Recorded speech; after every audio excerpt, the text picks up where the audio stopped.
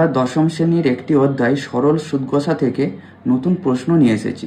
প্রশ্নটি হলো বার্ষিক 8.1/3% সরল সুদে 960 টাকার 1 ইয়ার 3 মান্থের সবৃদ্ধি মূল কত হবে তা নির্ণয় করি। তো প্রথমেই জেনে নিই সিম্পল ইন্টারেস্ট বা সরল সুদের হারে সরল সুদের ফর্মুলা হলো I = P × R × T/100। তো প্রথমে আমরা এই ডেটাগুলো আমাদের প্রশ্ন থেকে লিখে নিচ্ছি।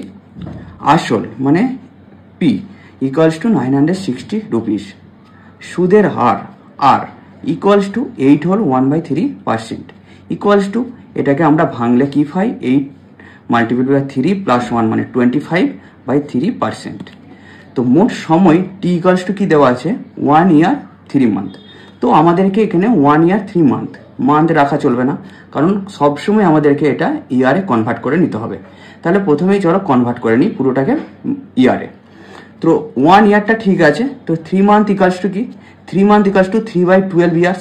তো 1 + 3/12 ইয়ার্স = 1 প্লাস এটাকে কাটাকুটি করলে কি হবে 3 × 4 = 12। তো 1 + 1/4 ইয়ার। তো এটাকে প্লাস করলে বের কি হবে 1 + 1/4 করলে হয় 4 এলসিএম হবে 4 1 4 + 1 = 5/4 ইয়ার। তো এবারে আমরা ফর্মুলাতে ডিরেক্ট বসাবো সবকিছু। মোট সুদের পরিমাণ ফর্মুলা হচ্ছে I = PRT/100।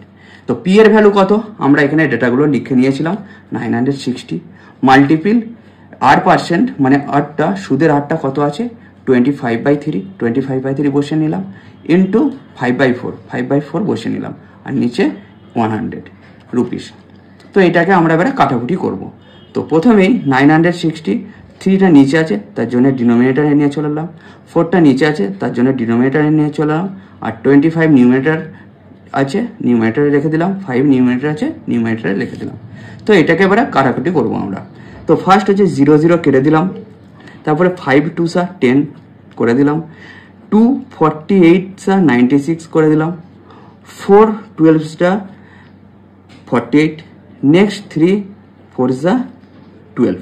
তো আমাদের কি পড়ে রইলো 4 and 12 25 পড়ে রয়েছে উপরে। তাহলে 4 × 25 মানে 100। তো আমরা পেয়ে গেলাম সুদটা পেয়ে গেলাম। তো সবৃদ্ধি মূল মানে কি আসল প্লাস সুদ = সবৃদ্ধি মূল। তাহলে সবৃদ্ধি মূলের পরিমাণ হবে P + I।